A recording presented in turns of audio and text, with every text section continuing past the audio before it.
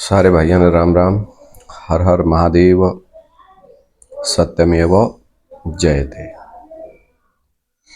आज सारी बात महत्वपूर्ण है। बाबा बोलते हैं ना कि मुरली का एक एक महावाक्य अनमोल रतन है जिनका कोई भी मूल्य नहीं है। तो आज महाकाली की चक्री से बचने के लिए क्या करें। महाकाली की चक्री से अगर आप लोग बचना चाहते हैं तो सबसे आसान तरीका है बाप की पहचान। जितने भी घर गृहस्थ में बैठे हैं या मधुबनों में बैठे हैं, सभी आत्माओं के साथ आज एक ही दिक्कत है। क्या कि सब ने अपने तरीके से बाप की परिभाषा निकाल करके और अपने अपने तरीके से अपने अपने मन को संतुष्ट कर लिया है। तो यहाँ एक तथ्य क्लियर हो रहा है कि आप अपने ढंग से बाप को डिस्क्राइब कर लिया, बाप को समझ लिया, तो इस बात को सत्य नहीं कहेंगे। सत्य वो जिसको सब माने,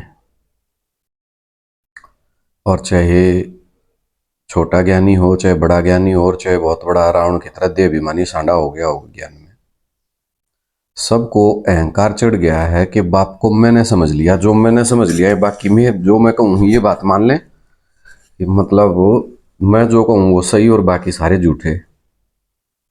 तो इसका मतलब महाभारत घर में चल रही है अभी तक भी इस बात का तोड़ नहीं हुआ है कि आखिर सत्य क्या है।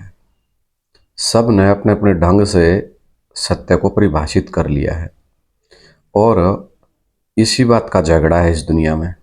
जो 8 धर्म हैं, 8 9 धर्म हैं, वो अपने को एक दूसरे से बड़ा समझते हैं और हैं सारे नीचे गिरने वाले, लेकिन उन्हीं में कंपटीशन हो रहा है। सूर्यवंशी धर्म के बच्चे कंपटीशन नहीं करते, वो एक दूसरे का सम्मान करते हैं, इज्जत करते हैं, एक दूसरे से प्यार करते हैं। तो साथियों, चारों तरफ जितने भी ज्ञानी जन बैठे हुए हैं, सारे देह अहंकार के मारे बैठे हैं, कोई टस से मस नहीं होना चाहता। तो बाप को अलग अलग ढंग से परिभाषित कर लिया, इसलिए 9 कुड़ी के ब्राह्मण हैं। 9 कुड़ी के ब्राह्मण मतलब 9 धर्मों में बंटने वाले हैं। तो 9 कुड़ी के धर्मों में से अपना स्वचिंतन करके और अपने सीट पे सेट हो जावे। जो ये 8 धर्म हैं, 8 कुड़ी के जो ब्राह्मण हैं 9 कुड़ी में से, ये टस से मस होने वाले नहीं हैं। क्यों? क्योंकि ये अड़ियल स्वभाव के हैं और इनको गद्दी की लालसा है और अहंकार है कि जो बाप ने हमने समझ लिया, हमारे जैसा तो कोई और समझ ही नहीं सकता। असली तो भगवान के बच्चे हम ही हैं।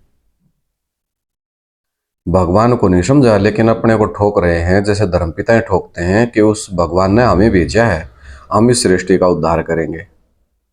मतलब वो निराकार जो बिंदी है, उसने हम बच्चों को भेज रखा है। इसलिए दूसरे धर्मों में धर्मपिताओं को मानते हैं, लेकिन अल्लाह को बिंदी मानते हैं। तो जो आत्माएं अपन को सूर्यवंशी समझती हैं और बाप के नजदीक आना चाहती हैं,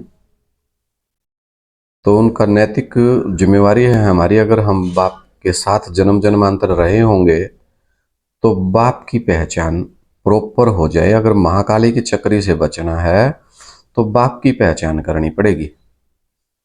अभी हमारे चारों तरफ जितने ये मठ, पंथ, संप्रदाय और ये धर्मपिताएं चारों तरफ जो डेरा डाल करके बैठे हैं, अगर इनमें से बुद्धि नहीं निकली और बाप को नहीं पहचाना, तो आप भी महाकाली की चक्री में आओगे ही आओगे।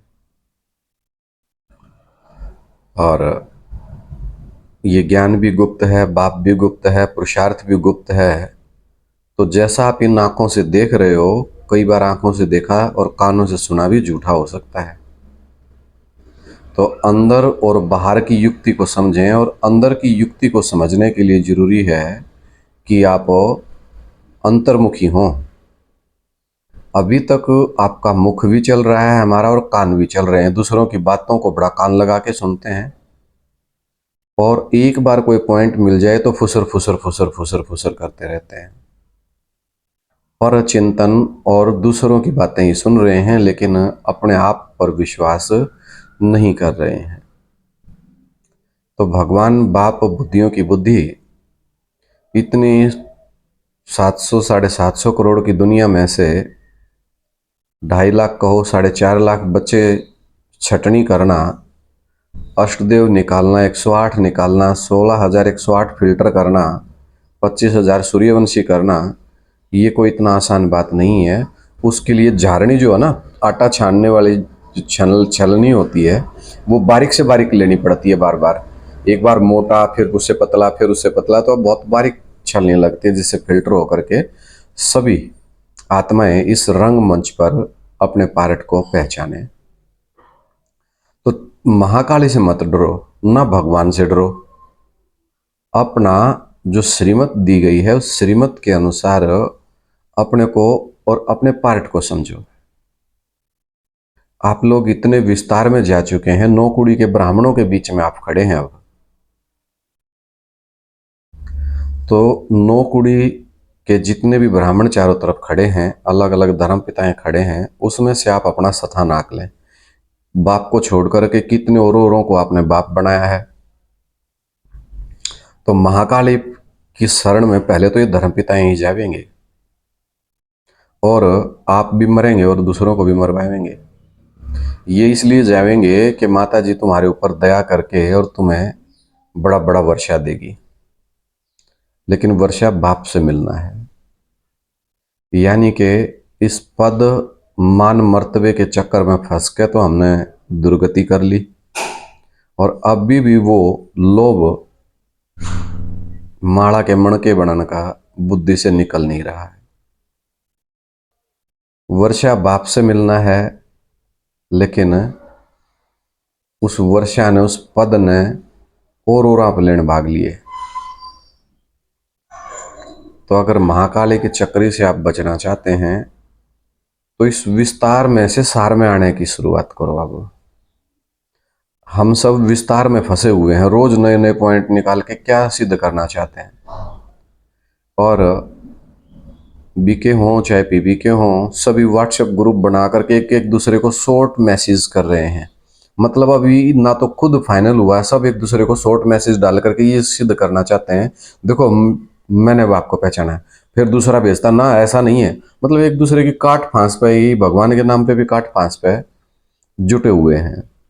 और इस प्रकार मैसेज भेज करके क्या सिद्ध करना चाहते हैं कि मैंने पहचान लिया। वो कहता है मैंने पहचान लिया, पहचाना कोई से नहीं। अगर कोई सा पहचाना होता तो नहीं ज्ञान सदृशम पवित्रम इह विद्यते। अगर बाप को किसी ने पहचान लिया होता और उसकी बुद्धि बाप तक गई होती, तो बाबा बोलते हैं कि बुद्धि की सारी कट उतरने पर तुम बच्चे डायरेक्ट बाप से सुनेंगे। अगर बुद्धि की कट उतरी होती और बाप तक वाइब्रेशन पकड़ने लग जाते और बाप को बुद्धि से याद करते, तो अपनी कट उतरी होती तो दूसरों की भी उतारते। तो ये तो भक्ति मार्ग वाली बात हो गई, झूठे मंदिर गंजे पुजारी। तो जो हिमालय पर तपस्या करते हैं, यहाँ पता नहीं कोई अखाड़ धूणों के बीच में तपस्या कर रहा, कोई कहीं इतना कुछ तप कर रहे हैं शरीर को तपाने का। तो जितना भी वही शूटिंग यहाँ हो रही है कि ये सब ऋषि मुनि महात्मा इकट्ठे होकर के तपस्या तो कर रहे हैं, लेकिन शरीर का तप कर रहे हैं। तप करना है मन बुद्धि रूपी आत्मा का, क्योंकि आत्मा ही पतित बनती है और आत्मा ही पावन बनती है। पहले तो आत्मा पावन बनेगी ना, प्रकृति के 5 तत्वों का नंबर तो बाद में आवेगा। तो ये बड़े तपस्वी एक दूसरे में सिद्ध करना चाहते हैं एक दूसरे के सामने। तो लड़ाई अभी घर से, चैरिटी बिगिंस एट होम। लड़ाई घर से बाहर नहीं निकली है।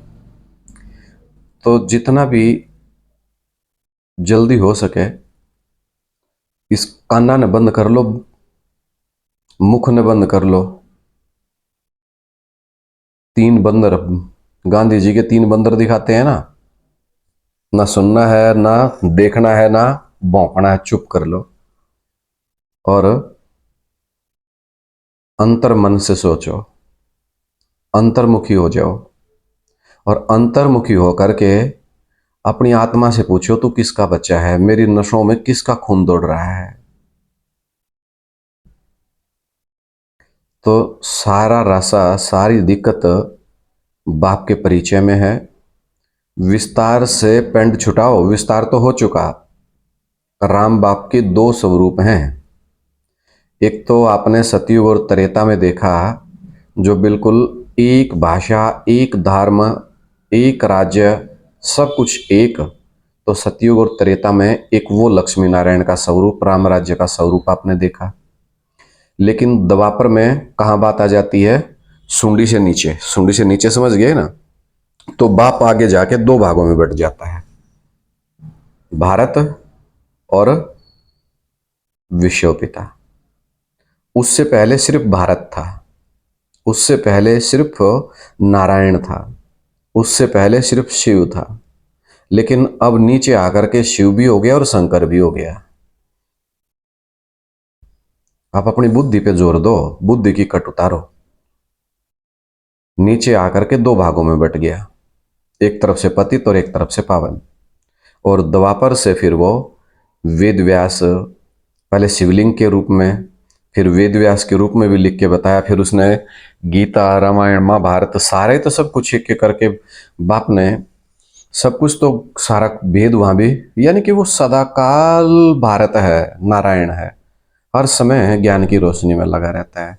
तो उस बाप को पहचानना था, जिस बाप को, जिस राम बाप के साथ आपने धोखा किया है ना, उस राम बाप को, सबका सदगति दाता एक राम, उस राम को पहचान लो तो ज्ञान पूरा होगा और माँ काली की चक्री से बच सकते हैं। तो माँ काली की चक्री से बचना है तो एक व्यापी कहते हो ना जिसको आप, एक व्यापी, यानी कि भगवान एक कौन है,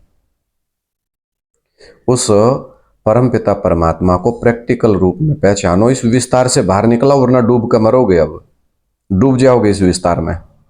जितना जल्दी हो सके इस विस्तार से सार में टिको। सार में जो टिक गए वो माँ काली की चक्री से क्या, महाभारत युद्ध से ही बच जाएंगे। तो बाबा ने क्या बोला है कि आत्मिक स्थिति में टिक जाओ। जितना तुम आत्मा को याद करते हो तब भी बाप साक्षी है, और बाप को याद करते हैं तो बल्ले बल्ले, बाप की याद से ही पाप कटेंगे। तो ना तो आत्मिक स्थिति में है तो ना पाप बनेगा ना पुण्य बनेगा। लेकिन बाप को समझ लिया और बाप को याद करते हैं तो पापों का बोझा कम हो जाएगा और आत्मा हल्की हो जाएगी और याद टिक जाएगी। तो खुद का स्वचिंतन कर लो मेरे भाई, जितना हो सके, जितना भी हो सके जल्दी जल्दी स्वचिंतन करना शुरू कर लो। विस्तार से सार में टिकना है अब, क्योंकि सतयुग और त्रेता का समय आ गया। त्रेता की सीढ़ी चढ़ेंगे तो सार में टिकना पड़ेगा, बीज रूप बनना पड़ेगा अब हमें। अगर अभी तक दूसरे धर्मों का छिलका नहीं उतरा है तो उतार लो, नहीं तो फिर धर्मराज माँ काली के रूप में उतारेगा। अब समझे माँ काली क्या करेगी। ब्रह्मा बाबा माँ काली में प्रवेश होकर के फिर कुत्ते के मारेगा, फिर पूछड़ पादरी कर देगा सबकी। तो बीज रूप में जो टिके होंगे उसका कोई कुछ नहीं बिगाड़ सकता, और जब तक बीज रूप में नहीं टिकेंगे तो छोड़ेगा नहीं। तो देवाभिमान खत्म करेगी माँ काली, असुर संहारिणी है। तो धर्मराज भी है, धर्मराज मेरा बायां हाथ है। तो बीज रूप में स्थिति में टिकोगे तो कोई कुछ नहीं बिगाड़ सकता। मैं आत्मा ज्योति बिंदु। तो कर्म और विकर्म से बाहर आ जाओगे, लेकिन कोशिश करो बाप को याद करने की, बाप को पहचानने। बहुत से यही कह रहे हैं पहचान तो लिया, याद तो कर रहे हैं। अरे कहाँ याद कर रहे हो उस बाप को। पहचाना है कि राम के साथ, राम के तो गद्दार हैं आप लोग।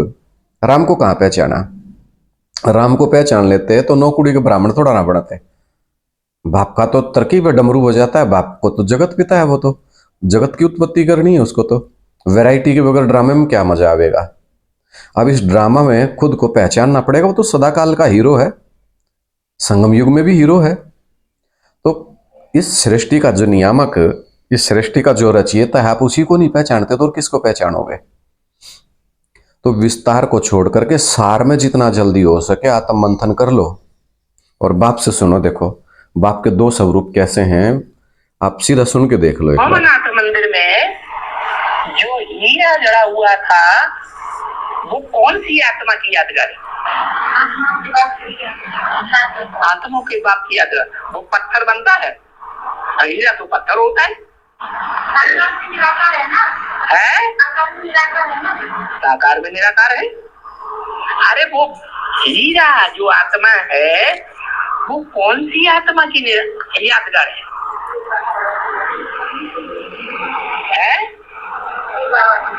हीरा तो हीरो कहा जाता है।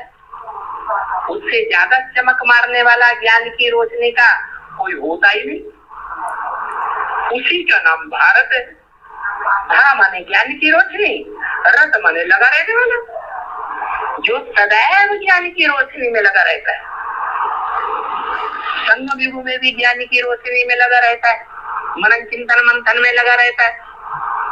और देवता बनता है तो अन्य देवताओं की तरह मस्तक में ज्योति बिंदु की याद में रहता है। तो ज्योति बिंदु तो ज्ञान के विस्तार का सार है ना। तो वहां भी निराकारी स्थिति में ज्ञान की रोशनी में है। और द्वापर युग से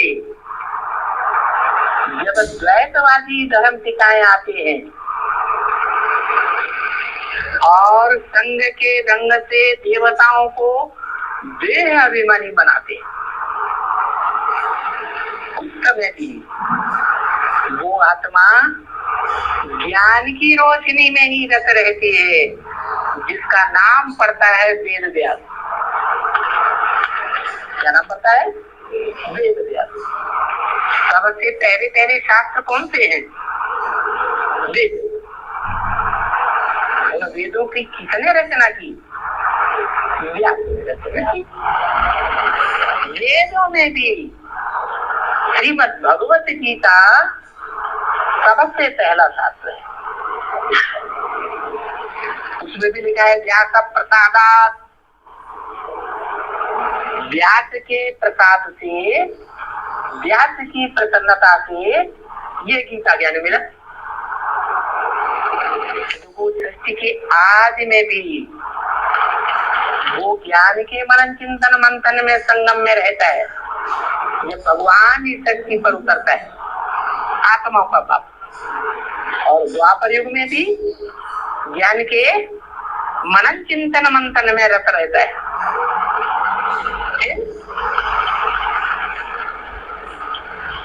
जो वेदों की व्याख्या निकली, आरण्यक जो जंगल में बैठ करके लिखे गए, आरण्य माने जंगल, और उन आरण्यकों की व्याख्या शतपथ ब्राह्मण आदि निकले, उनकी भी व्याख्या उपनिषद।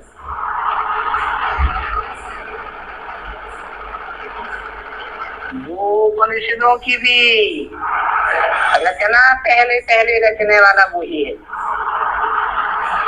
और फिर पुराण निकले। पुराण में सबसे जास्ती कौन सा पुराण प्रसिद्ध है? और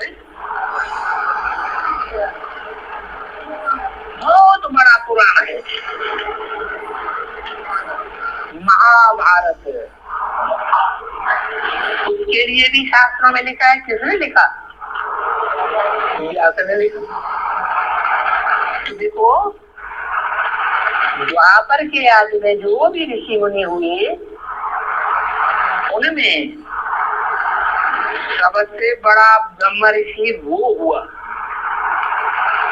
ज्ञान की रोशनी में रत रहने वाला। चलो, ये तो मुख से ज्ञान सुनाने की बात हुई।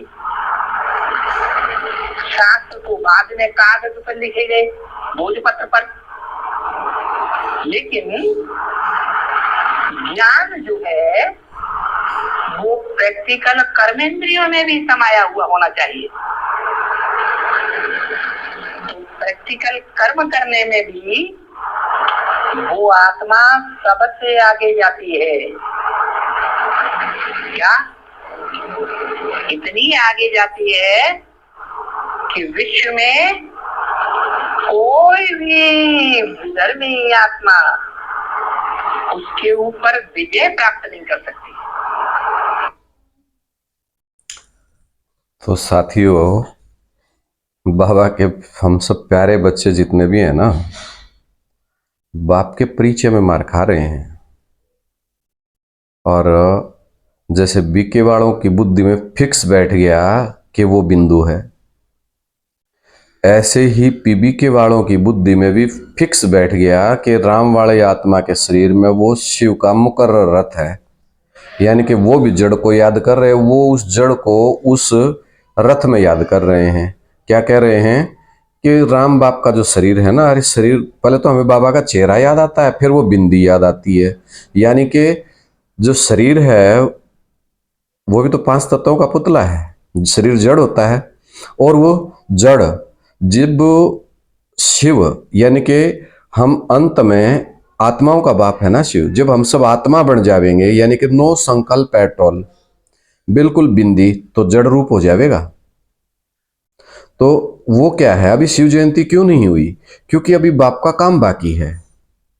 अगर वो शिव स्वरूप में बैठ जावे, बिल्कुल बिंदी बन करके, वे कुछ नहीं करना, बस परमधामी स्टेज में बैठ जावे, तो काम पूरा हो जाएगा। वो बाप है। जब तक इस दुनिया की अंतिम आत्मा को इस आग से ना निकालें, तब तक बाप तो नुदा हुआ है।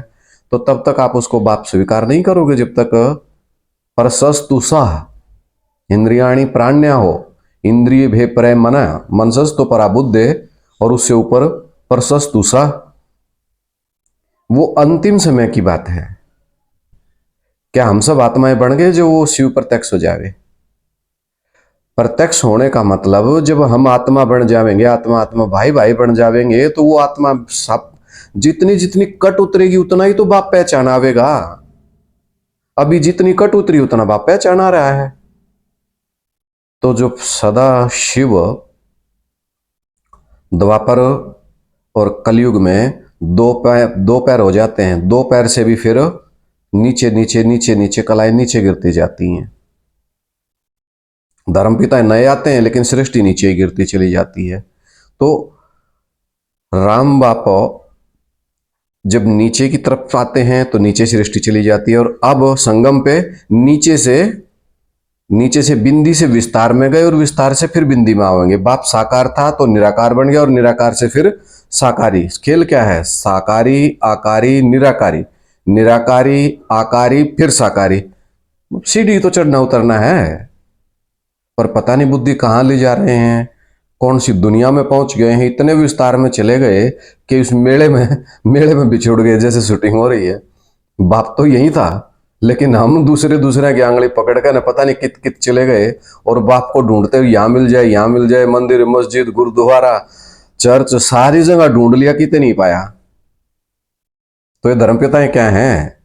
जिन धर्मपिताओं की उंगली पकड़ पकड़ के आप इधर उधर घूम आए, कहीं मिला? अरे मिलेगा स्वयं ढूंढने से। खुद अपना एनालाइज करो, बापू के 3 बंदर बन जाओ, ना बोलो, ना सुनो, ना देखो, सिर्फ एक बाप की सुनो, तो बाप स्पष्ट नजर आवेगा। तो महाकाली की चक्री से मत डरो, ना धर्मराज से डरो, ना बाप से डरो। बाप तो सुख का सागर है, प्यार का सागर है। डरना है तो अब अपने कर्म से डरो कि कौन से काले कर्म कर लिए हमने। मेले में बिछुड़ गए तुम, फिर उस मेले में से एक बाप की उंगली पकड़ लो, उन धर्मपिताओं ने छोड़ दो, नहीं तो धर्मराज द्वारा कुटवा देंगे, थारी कुटाई करवा देंगे अच्छे से। वो तो कुटने हैं, थारी भी करवाओगे। तो एक बाप को पहचानो, विस्तार से सार में आ जाओ कि इस सृष्टि का मूल रूप से बीज कौन है। बीज माना बाप। इस सृष्टि का बीज रूप बाप कौन है? बीज माना बाप। उस बाप को पहचानो जो इस सृष्टि पर सदा कायम है। ऐसी भी सत्य, ओसी भी सत्य, एक ही तो सत्य है। और इस अहंकार ने त्याग दो कि दुनिया मारी मान ले, मधुबन वाले भी मारी मान लें। अरे अगर हम इसी अकड़ में बैठे रहेंगे कि मैं ही सच्चा हूं, वो कहता मैं सच्चा हूं, अरे एक बाप सच्चा है, उस बाप को पहचान लो जो सच्चा बाप है। ये ज्ञान बाप की पहचान के लिए है, इसलिए नहीं है कि मैं भी अकड़ कर बैठ जाऊं कि मैं सही कह रहा हूं मेरी बात मान लो। भाई बाप ने पहचान लो मेरी बात, तो मैं कौन सा ठेकेदार लग रहा हूं धर्म का, पर बाप का बच्चा हूं। जिस बाप को आप ढूंढ नहीं पा रहे उस बाप को ढूंढ लिया। खुद ना ढूंढ पा रहे हो तो किसी धर्म पिताओं की उंगली ना पकड़ो। अपने सूर्यवंशी भाइयों को एक दूसरे का, बाबा ने बोला कि एक दूसरे को खींचते हुए एक भी संगठन अगर मजबूत हो गया तो पूरी दुनिया को बाप का परिचय दे देंगे। तो एक दूसरे की उंगली पकड़ सकते हैं, जाना तो बाप के पास ही है, पर धर्म पिताओं को छोड़ दो। और ये एक दूसरे ने जो पकड़ कर रोके हैं ना, दूसरे की सुननी छोड़ दो, अपनी आत्मा की सुनो। आत्मा सो परमात्मा भक्ति मार्ग वाले इसलिए कहते हैं कि अपनी आत्मा की बात सुनो। जब आपकी आत्मा आपको कचोटेगी, आपकी आत्मा आपसे क्वेश्चन आंसर करेगी, तो बाप की तरफ बुद्धि चलनी शुरू हो जाएगी। तो महाकाली से भी ना डरो और धर्मराज से भी ना डरो। तो महाकाली की चक्री से बचना है तो क्या करो, बाप की प्रॉपर पहचान ले लो। नहीं तो असुर संहारणी है, जो सुर में सुर बाप के नहीं मिलावेगा तो उनका विनाश करती है। और विनाश किस चीज का होता है? पदों का विनाश होता है। सत्यमेव जयते। हर हर महादेव। एक लिंग स्वामी बन जाओ। चलो भाई।